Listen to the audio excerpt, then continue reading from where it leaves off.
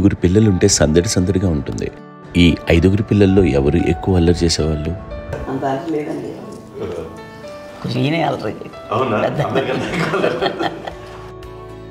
అమ్మ ఇక్కడ ఒకటమ్మా, అల్లరికి, హుషారుకి, చలాకితనానికి, చిలిపితనానికి ఆ తేడా తెలుసుకుని చెప్పమ్మా.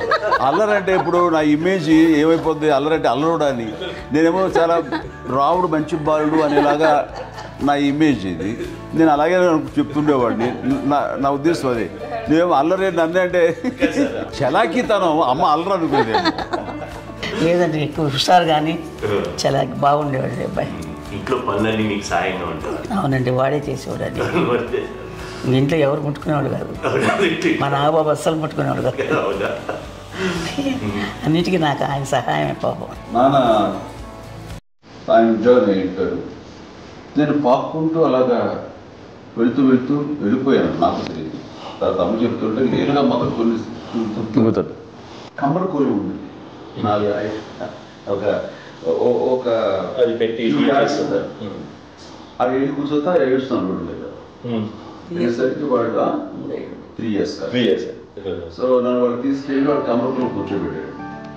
ఇక్కడికి ఏడుస్తాను, ఎవరికి వెళ్ళాడో తెలియదు వాళ్ళకి. సో అది ఒక గంట పోయిన తర్వాత అమ్మ ఎత్తుకుంటూ వాడు మొత్తం పెట్టింది. అది వాడు చూసి ఈ అబ్బాయి అన్నారు. కాదు అనేసింది. అది చాలా ఉంటాడు సంగతి చూడమ్మా, ఈ అబ్బాయి మా అబ్బాయి అని. ఏంటమ్మా అంటే ఆ కమర్గోలులో కింద కూర్చోబెట్టాడు కదా, బస్ అంతా పూజిస్తున్నావా ఏంటంటే రంగని కాదు కానీ ఆ కబర్గోలులో కూర్చోబెట్టడానికి అది మసిగిస్తూ ఇంకా నవ్వలేదు.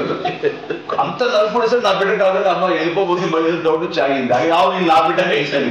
అప్పుడే చేశాడు కాడీస్ కట్టిన డౌట్